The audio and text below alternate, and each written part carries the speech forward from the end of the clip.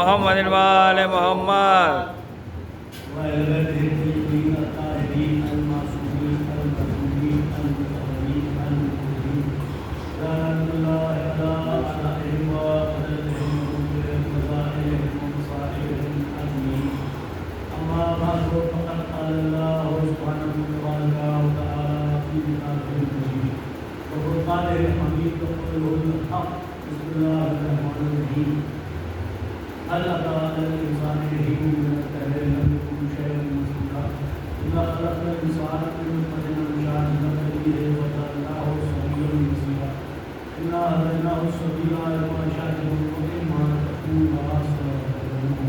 اللهم صل على محمد وآل محمد.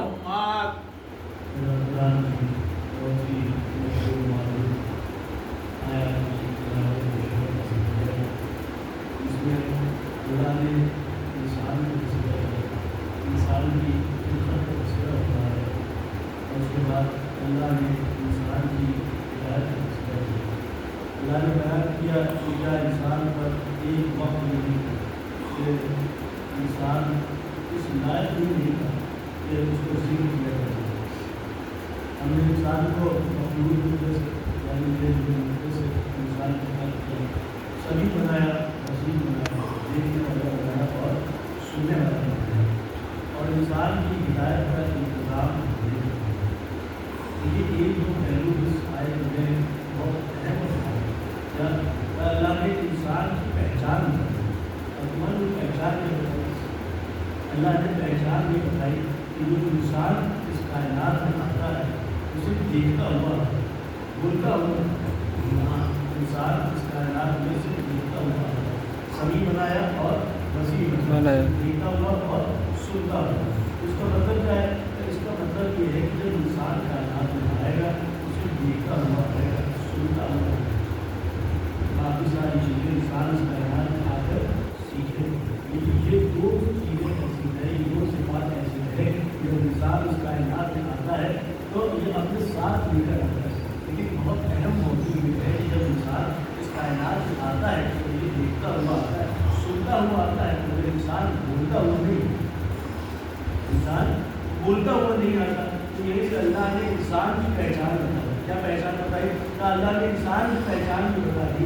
دیکھو انسان وہ کہلائے گا کہ جو خالی دیکھتا ہوا, جو خالی سنتا ہوا, جو بولتا ہوا ہے وہ انسان نہیں ہوگا. پھر کیا ہوگا؟ تو اب اگر کوئی کائنات میں آنے کے بعد آغوش رسول میں یہ کہتا ہوا اے اللہ کے رسول توریت سناؤ, زبور سناؤ, انجیل سناؤ, قرآن سناؤ, تو اس کا مطلب یہ ہوا کہ اب وہ انسان نہیں کہلائے گا بلکہ امام کہلائے گا. اللهم صل على محمد وآل محمد. تو اللہ نے انسان کو خلق کیا, انسان کو پیدا کیا جاتا ہے, اس انداز میں پیدا کیا جا رہا ہے مخلوق ملے جلے انسان کو خلق کیا جا رہا ہے. ٹھیک ہے, جو ایک چھوٹا سا بات ہے اسی کے متعلق بیان کی خدمت کروں. بات ابھی بھی اپنے موجود ہے کہ ایک شخص جناب امیر کی خدمت میں حاضر ہوا اور اس نے آنے کے بعد مولانا متفقان سے چند سوال سیکھے کے پہلے پڑھا تھا, اور یہ سوال کی فہرست ہے, بہت لمبی فہرست ہے, تو وہ سارے سوال اس وقت کی خدمت میں حاضر کیا. لیکن بات کچھ اہم سوالات جو اس میں وہ میں آپ کی خدمت کر سکتا ہوں, وہ بھی اس موضوع پہ ہے. لیکن وہ کیا اگر کسی کو پڑھنا ہو تو کوئی ہمارے یہاں پہ ہوتا اور کوئی معلوم ہوتا ہے, آپ مجھے جا کر لکھیے گا, پہلی چیز میں آپ کو سوالات ملیں گے. تو اس میں جا کر امام سے سوال کیا کہ مولا مجھے کچھ سوال کرنا ہے, میں کچھ نہ پوچھنا چاہتا ہے. تو سوال کرنا شروع کیے. اس میں کبھی یاد یہ بتائیں کہ اللہ نے یہ زمین کے آسمان کے آبا یہ فضا یہ پہاڑ کیسے سب کیے؟ جناب نبی نے فرمایا خاص تین چیزوں کے لیے, یعنی یہ زمین آسمان اور یہ پہاڑ ان تین چیزوں کے لیے. اور جناب نبی نے فرمایا کہ اللہ نے ان مخلوقات کو خلق کیا تو پانی کی الگ الگ شکلوں کا استعمال. جناب نبی فرمانے کے پانی کی الگ الگ شکلوں کا استعمال کیا. الگ الگ شکلوں کا مطلب آپ سمجھیں, جناب نبی نے فرمایا کہ الگ الگ شکلوں سے مراد یہ ہے کہ کسی کو پانی کے بخارات کے ذریعے بخارات کا سمجھتے ہیں نا, واٹر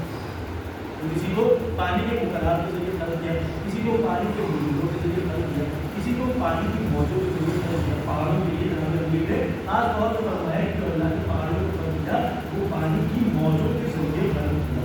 اب اسی طرح سے اس نے سوال کیا کہ یار یہ بتائیں کہ ہم نے دیکھا ہے کہ کبھی زمین میں اونچی لہریں اٹھتی ہیں اور کبھی یہ لہریں نیچے نظر آتی ہیں، اس کی کیا وجہ ہے؟ تو جناب امیر نے جواب دیا کہ اس کی وجہ یہ ہے کہ اللہ نے کائنات میں ہر چیز پر ایک فرشتہ مقرر کیا، ہر چیز پر ایک فرشتہ مقرر کیا ہے. اسی طریقے سے اللہ نے تمام پانی پر، یعنی کائنات میں جتنا بھی پانی ہے ان تمام پانی پر ایک فرشتے کو مقرر کیا ہے.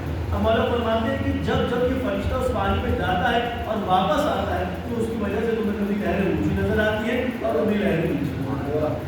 پوچھنے والے نے پوچھا کہ یار یہ بتائیں کہ ہم نے یہ بھی دیکھا ہے کہ یہ جو جانور ہے گائے یہ ہمیشہ اپنے سر کو جھکائے رہتی ہے، اس کی کیا وجہ ہے؟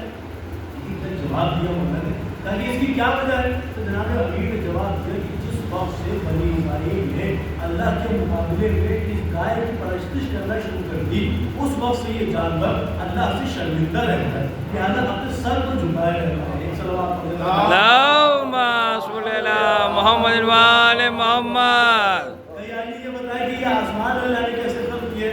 جناب امیر نے فرمایا کہ آسمان اللہ نے اس طریقے سے خلق کیے ہیں کہ کسی کی پانی کی شکل سے بنایا، کسی کو دھوئے سے بنایا، کسی کو خاک سے بنایا، کسی کو پیتل سے بنایا، کسی کو چاندی سے بنایا. یہ جناب امیر آپ کو فرما رہے ہیں. اس کے بعد اس نے کہا کہ مولا یہ بھی بتائیں کہ یہ جو اللہ نے آسمان بنائے ہیں ان آسمانوں کے نام کیا ہے؟ تو جناب امیر نے ان آسمانوں کے نام بھی بتائے.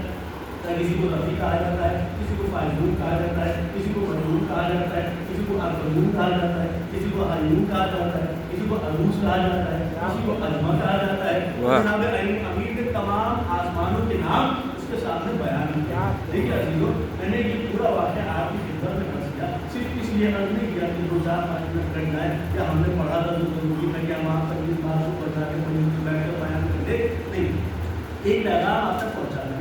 لیکن پروردگار کی جہاں سے قدرت سے جناب امیر نے اس خطبے کے ذریعے بہت سارے سوالات ہیں اس میں، تو جناب امیر نے اس خطبے کے ذریعے اس سوالات اور جوابات کے ذریعے اللہ کی توحید بیان کی، اللہ کی قدرت بیان کی، تاکہ لوگ سمجھیں کہ تمہارا پروردگار کس طریقے کا قادر ہے، کیسا خالق ہے. ٹھیک ہے، وہ پروردگار ایسا خالق ہے کہ زمین کو خلق کیا، آسمان کو خلق کیا، جیسے زمین ویسا آسمان، نہ زمین آسمان سے مل رہی ہے نہ آسمان زمین سے مل رہے. لیکن ایک خاص نقطہ یہاں پر یہ ہے کہ اللہ نے جب زمین کو خلق کیا، آسمان کو خلق کیا، تو اللہ نے خلق کیسے کیا؟